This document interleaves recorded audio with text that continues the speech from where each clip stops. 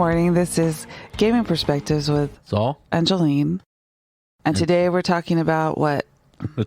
We're talking about the balance party. Okay. Why? Because, I don't know, they exist. We want to talk about it.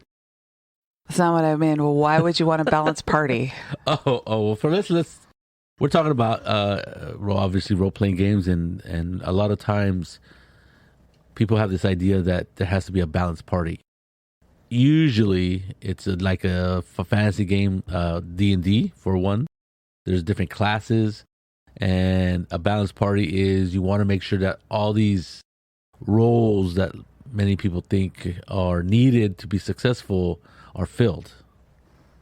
So, for example, in D&D, you have a tank. I'll use the jargon that people use: a tank, a ranged fighter.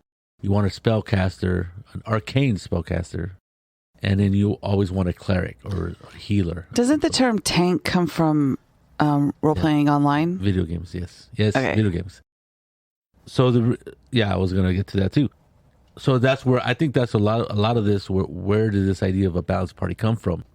And I think it comes from even way old type of D&D playing, where there was when people made modules, there was always this level on the module for 4, 5, 6 characters of levels 1 through 3, or 4 through 6, or something like that.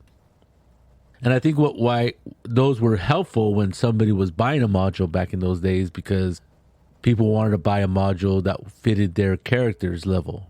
Because of course you didn't want to have a module and adventure that was way overpowered beyond what the characters that you were playing with could deal with. They couldn't defeat the monsters. The stuff was just too deadly. So that makes sense that they would put levels in it. But also, because it was a written module, there was certain things that needed to be done that could only be done by certain characters, like throw a certain spell, or if in modern times, if you need a rogue to get past, or would greatly help you in a certain situation. So I think modules definitely kind of push this idea of a balanced party also. I'm not sure that that's true. I mean, they could have written the modules and they wrote in things for each different type of character, right? Because they're thinking that there might be one in the party. They're not telling you have to have right. these 4 different characters. I don't think so, but if there is that stuff in the module, and as a GM, let's say a young GM or a inexperienced GM, you're reading this, then you're like, oh, I gotta include something for all of these things. So then my characters or the players have to have those kind of characters to get past the module, or to make the module as easy to get through as possible. Or you realize that your players don't have that specific skill. Specific skill, and you find a workaround for them, or they figure out a way to do it without using that. Right. Well, yeah, there's always that possibility that players are savvy people, and they can get around stuff that's not built to be done by a certain kind of character, or by doing a certain action, and instead the players come up with some other idea that is just as viable to complete to overcome the situation. So I think another way or reason this happens is because of computer games. A lot of people play computer games, and then they play role-playing games. And computer games are even more regimented than a module, right? Especially older, even computer games today, there's only a limit of how much programming can be done for a role-playing game. There's quests, there's people you have to talk to, there's dialogue trees and all this other stuff. So it's very regimented, because there's no way a computer game could be totally open world and be like a actual tabletop role-playing game. So because of that, especially a lot of combat type of RPGs, and that's where you got the idea that you're right. There's some terminology that comes from that world RPG, like the tank. I think a lot of the reason this happens is because of like massively something role playing games, right? MMORPHs or whatever, like World of Warcraft. World of Warcraft, right? And before that, there was what EverQuest, where you would go on these raids. They call them of whatever.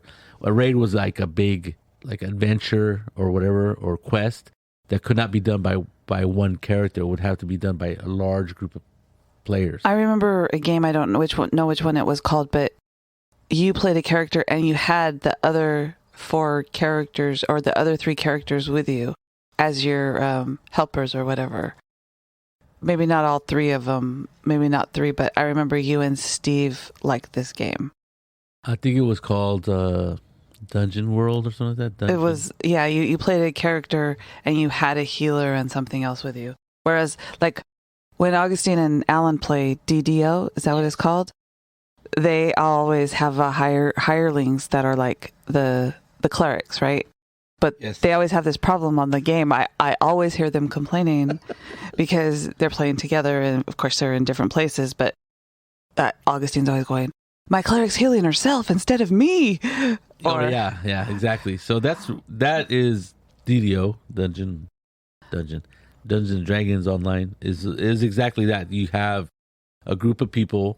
You can have hirelings, but they don't always do what you think they're going to do, or as a player, they do things that you don't want them to do. Like they heal themselves before they heal the people who hired them, which makes it more sense that they're gonna heal themselves because they don't want to die, right? That makes sense to me. That was this problem with self-preservation. These was it hirelings? So I think So when those people come and play D&D or play a tabletop role playing game, they're gonna bring their idea of experience. Their experience of how that gameplay goes. Mm-hmm. So I think that's obviously people use the term tank now in role playing games, and arcane or archer or not archer, arcane spell thrower, and healer, not necessarily cleric. I think in that sense, a lot of people who play those kind of games and then come to play tabletop role playing games, they bring their garbage, their jargon with them, and also the way that they like to play, the way that they've experienced it, right? Because I never heard the term tank until Augustine and you were playing I think it was the Left 4 Dead, when you were always going. Oh no, the tank in that one, but no. Yeah, no, literally, you would say who's playing. I remember you saying who's playing the tank, or we need a tank. No, I don't remember that. It might be a different game. Okay. Left 4 Dead is a zombie game. Yes, I know. Okay, and there is a tank, but he's the bad guy. Well, maybe that's what you're saying. Kill the tank. Yes. The next thing I have is organized play. Organized play is really kind of combination of those two things I said previously, like the modules and then people coming from video games, because that's what it seems like to me when we play organized play. It's been a while. Well, we've only had small forays into organized play, right. And I think organized play is great because it brings a lot of people in to play the game. And it's fun. It is fun. But the problem I had with not the problem, but the issue I have with it is that it really makes the players task orientated, right? Because you have a 4-hour session usually. You have I guess most tables are 4 to 6 players, I guess, and and then you're running a module. It's not somebody's homebrew stuff. Everything is regulated. So there's you're gonna hit this. What is it? This encounter, this encounter, this encounter, and you're trying to get there and kill the boss. Right. Yeah. A lot of it is a lot like that. The problem with that is usually there's not a lot of leeway for characters to wander off and do whatever they want. If the quest is to go into a tomb or something and find something, that's what you need to do. Let's see what's going on in the town, and what do they say about the tomb and all this other stuff. Really, that kind of goes away. It's really, like I said, it's a task oriented, quest driven type of game. So when you're playing in that environment with those other players like that, like I said, it's really task oriented. So let's go in, let's go this, do that, do this, And so what happens is you have this idea of a balanced party because you want to make sure that you get through this module within those 4 hours. So the easiest way to do that is to have a balanced party that can account for anything that you need in that particular any situation that might arise, because there really isn't a lot of like time to like figure things out and spend a lot of time figuring something out or an alternative to getting past a certain encounter. And it's very interesting. When Augustine was younger, probably 9, 10, he decided he wanted to, maybe it was 11, he decided he wanted to try out, I think it was Pathfinder Society at the time. Yeah, it was before D&D had come out. Yeah. And I just remember sitting down and playing with him in a couple of those. And one, it was very interesting because you had to fill out the little cards, and they gave you a card and you took it with you from one place to the other. Oh yeah, your membership card. And that they could look you up to see what level you were and all that kind of stuff. When we were playing, it was totally different than how we usually play, right? Because there was specific things that had to be hit. And the first 2 times I did it with Augustine, I was like, this is very odd, because the people are asking, well, what are you? What are your, they're trying to mini-max. They're trying to mini-max your character and make sure that everything is, that you're going to be able to do whatever is needed. And then they do these skill checks to figure out about the monster, right? So that they can figure out how to kill it. And I thought that was an interesting idea, that you would just say, okay, I want to do my skill check. I want to know, what can I find out if I roll? What am I going to find out? What do I find out? I roll it and I find out. Yeah, I don't remember that too much, but I do remember that guy who asked me why I would spend my points on a certain thing. Yes. That was Pathfinder Society. And I thought it was funny because I'm like, well, I just want to play my character, right? And they're like, but that was like wrong. You're doing it wrong. I'm like, oh, okay. To which Saul goes, okay. So, I mean, Pathfinder, was playing a sorcerer, but you run out of spells because you can run out of spells in Pathfinder. Yep. And you have, I think you can have a cantrip, they call them cantrips or 0 level spells, and that you can throw as many times as you want. But they don't do anything. They do 1 through 3 points of damage at most, like icicle like icicle dart or something. But I think light is a cantrip though that you should always have.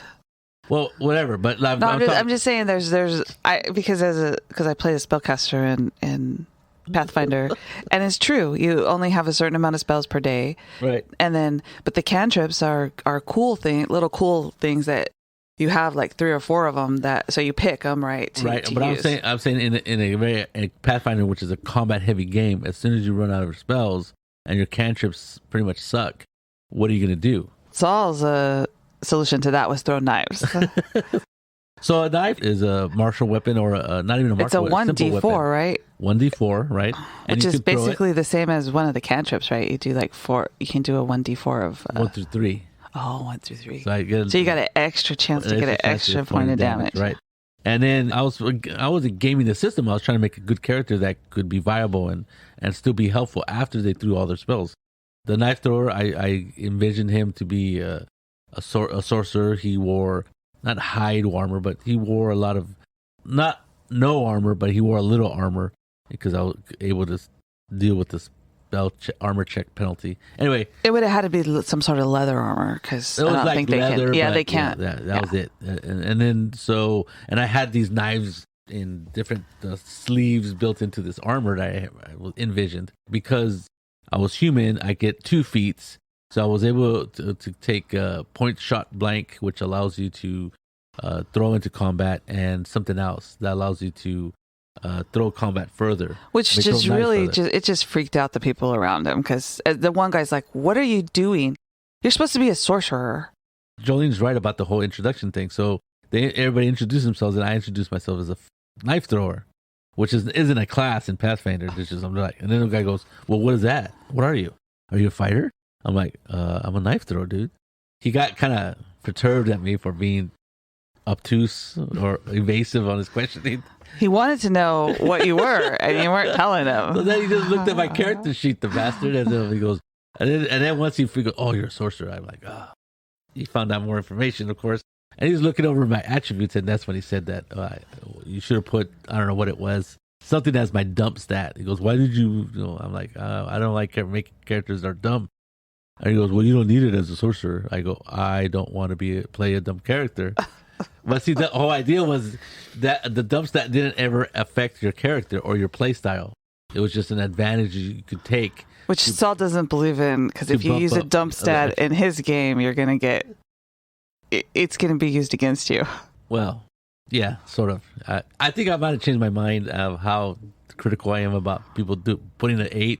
Because everybody in Pathfinder, everybody starts with a 10. You can lower it to get more points to spend on something else, on another attribute, which I thought is not wise. How's that?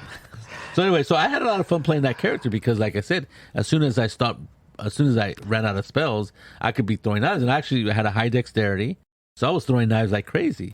And that was actually pretty successful. You're still a sorcerer, so you had a very few hit points. Yes, that's why I threw knives and not actually stab people. I could throw knives behind people. And because I had point shot blank, and I could throw them into combat without hurting my own players. See? I was pretty smart. Anyway, so... But they were, I think the organized play? The moral of that story that you're trying to tell is that the people at that table wanted a balanced party. Well, that's and they weren't sure that you were going to balance anything there. Right. And I think that is like what organized play does. And that's the whole point of the introduction. It's not to, I am Sir such and such, this flowery thing. No, they want to know what role you're going to fill in their party. So when I said knife thrower, they had no clue as to, like, what does that mean? I think it's interesting because the people that we play with on a regular basis are Augustine and Alan and Steve and Kathy. Okay. Augustine's wants to run a Pathfinder game again. And First edition Pathfinder. And one of the people asked, well, we're going to need a cleric. And Saul, of course, in the email said, why? And Augustine's like, we don't have to have a balanced party. And I sent an email saying that. I go, I don't think we need to have this balanced party that you guys all want to. We've never really had a balanced party. Well, I think the last game, the Storm King's Thunder, when I ran that campaign, Steve became a cleric because nobody was a cleric, and he felt that he needed to be a cleric. He fell on the sword. He fell on the cross. So, but yeah, he was useful, right? He kept people alive, but it's hard to kill people in 5th edition D&D. I don't think it's really necessary. I think it makes it more, interesting, and it makes people have to think more than, I have this crutch of this cleric that if I get in too deep, he's going to heal me. Well, I think that like any character that has any kind of spell throwing ability can do some sort of healing, right? No, not a sorcerer. Yeah, if you take a healing spell. You can't take healing spells, I don't think. It's not. It's well, and if you can't, then you should be able to buy healing potions. And this is my solution to a non-balanced party: healing potions, and you can bandage people up. That brings them back up to 0, right? You bandage them up. You can stabilize them or something like that, and prevent them from losing hit points or having to make death saves, which is helpful because then you won't die. But like I said, you have to fail what? 3 death saves, or is it 3 death saves before you croak? After you go down as long as the dice aren't against you, you should be okay. Correct. But then also, I think you and the Friday night guys were talking about your new game and what kind of characters you wanted to use. And were you talking about, I heard you say something about we don't need a balanced party. Oh, yeah. The same conversation because we're starting a new game. My friend wants to play a hex crawl kind of game. So we were mainly discussing the whole world building aspect of how we're going to do this and what system we're going to use and blah, blah, blah, the background. And then the conversation did turn to characters, what kind of characters we want to play and stuff. And then somebody said, well, who wants to play what? I go, well, there's only really 3 players, 1 GM and 3 players. So the idea of a balanced party goes out the window in my mind anyway, because I guess you can have a magic user, a fighter, and a cleric, or or whatever system you're using, a healer, a fighter, and a magic user, right? We do have more players, but lately they haven't been able to make it to the games, so they haven't been involved in our discussions. But most likely we'll have 4 to 5 players, hopefully. The discussion came to the balanced party. I said, well, I don't like the idea of a balanced party. I think this was in text too. That's probably where you saw it. I go, I don't think we have to worry about a balanced party. We just have a party and then play the characters that we want to play. And people were actually happy about that. But they were, oh yeah, that's a good idea. They were relieved, or the idea that they didn't have to play a character that a party needed, even though they weren't really keen on playing, which is usually the cleric. I don't know I actually like clerics. I think they're pretty badass. Well, Steve's cleric was totally badass. Right. Well, mini maximizer, they'll do anything. But was it the kind of character he wanted to play? I'm not sure. Well, with Steve, it's hard to tell because he gets into whatever he's doing. True. So, but I remember there's one lady when a long time ago we were still playing Pathfinder before we played 5th edition. 5th edition. I started a campaign at the Steve's house, and this lady showed up. I forget her name, but she was a really nice lady. She was from Fremont. She made a character, and she actually, there was everybody was talking to each other in email, and she not volunteered, but she goes, I'm going to play a cleric. I really want to play a cleric. And she was badass cleric too. She was like, she really got into the role of being a holy warrior type. Yeah. So it was pretty neat. And I really like the idea that people should play the character they want, or the class they want.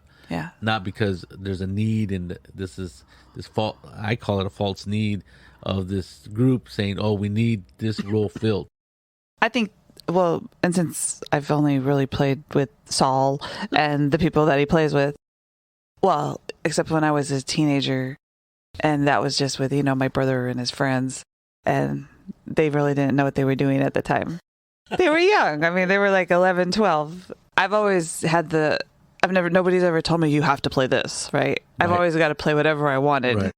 And it makes it more fun because then you get to create your character and make them the way you want them to be. And then they meet these other people that are totally nuts, right? Because you're all going off adventuring, which is probably crazy. So it is kind of not. It makes it more fun. No one says you have to do this, right? Or if somebody wants to play a bard, and nobody goes, "Why are you playing a bard?" Well, okay. So what's the problem with this? We already meandered into that discussion. Well, the problem with this is that it's kind of this. It's a made up construct. This idea of a balanced party. Right. Well, don't tell a lot of people that, because when I was reading online, they were like, there were 2 schools of thought. Either you had to have a balanced party, and they were adamant about it, or why shouldn't people just be able to play what they want? Right, so those are the 2 sides. Well, the only factor that I figure into this conversation as to if there's a balanced party or not a balanced party is, are you playing a class or a character that you want to play? Now, and that's all there is that matters. And if that's the one what you want to play, fine. So to me, I'd rather have people who are happy or excited about playing the characters that they want to play than having a balanced party any day. Well, could you imagine sitting at a table for a campaign with someone who has been told they have to play a cleric? Or they were the last one to join the group, and they go, "Oh, you have to play a cleric." Well, I guess being told, yeah. And you're like, "Oh, okay." And maybe they don't want to play cleric. Maybe they've been stuck playing cleric for the last 5 years. And if that was me, I might not heal you. I'm just saying. That's something else.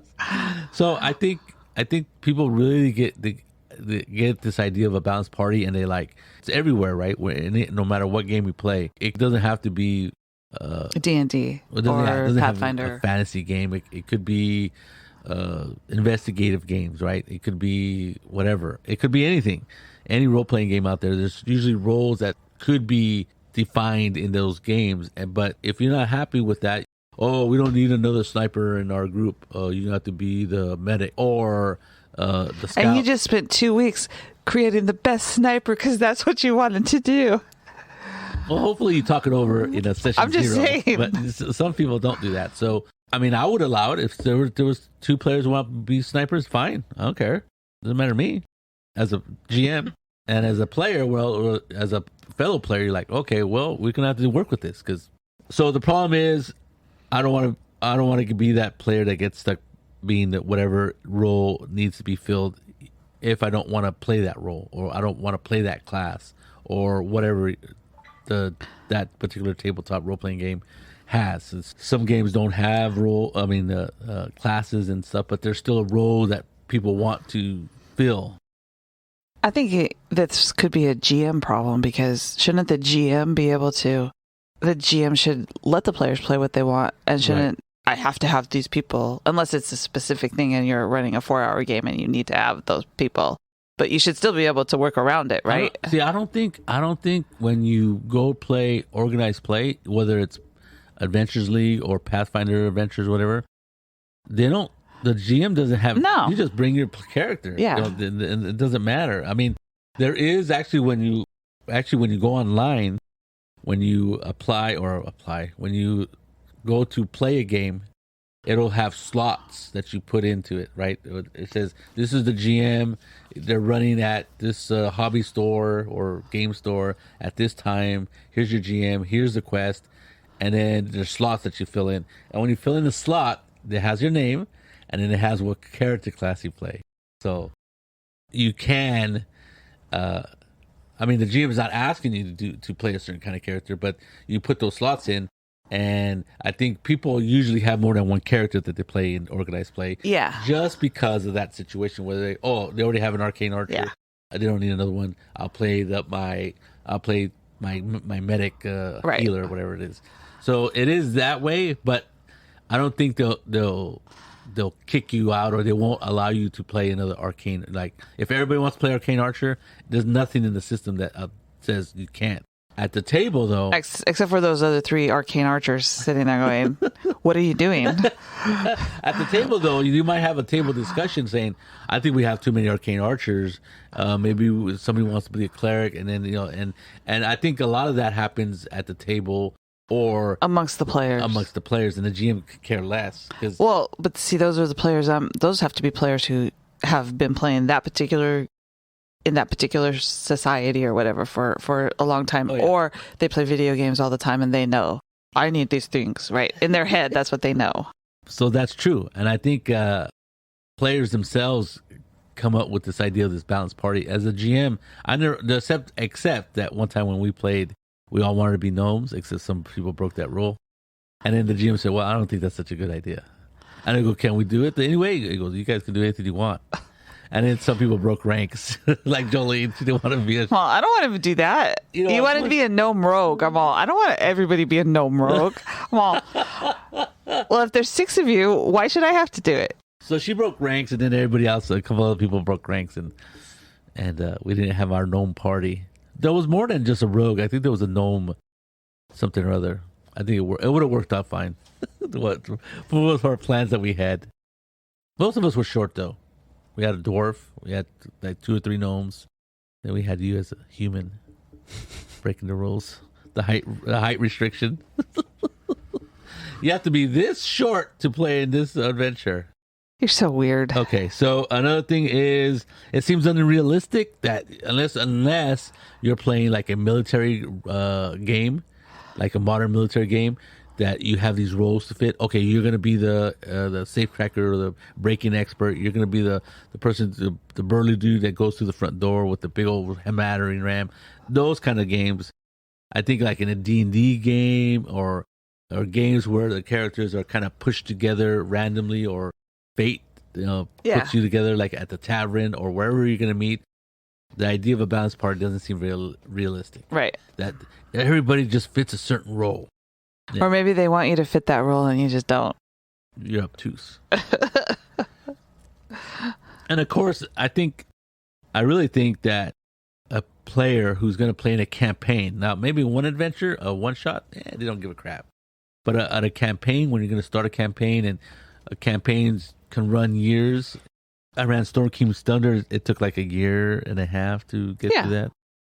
And if somebody was really unhappy or just really didn't like playing the class that they got stuck with because, you have to be the cleric, or, usually nobody's forced to play the sorcerer, but you know what I mean? If they're not happy or weren't happy with the character class or whatever, and that kind of just, they were just there just to heal and weren't really getting into it, the idea of having an unhappy player for playing in a game for a year, 6 months, 3 months, it just seems kind of absurd to me.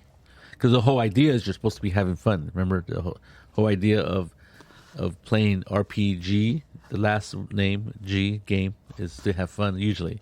So I think that is the ultimate thing that decides whether this balanced party is a big deal. For like I said, Steve, when he played the cleric, because nobody else had made a cleric, he made the cleric after all the characters had been made, and so he kind of like, but he had fun with it. He didn't mind. I think he had fun exploring being a cleric and trying to give it all he's got, and he was really good. I mean, he was a good, he's a mini maximizer, so he maxed out as much as he could. I mean, he was cleric of thunder or something, and he was just like thrashing people left and right.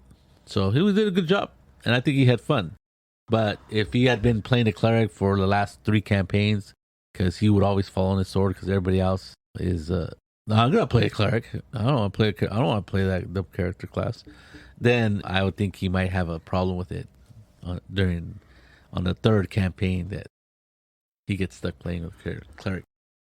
So for me, balanced parties, fine. You can play with them. As a GM, I don't really care, but as a player, I'd rather have my fellow player have fun than be forced into a role that he or she doesn't want to play, and I think that's wrong. So there you go. This is Gaming Perspectives with Saul and Jolene. You have a good day.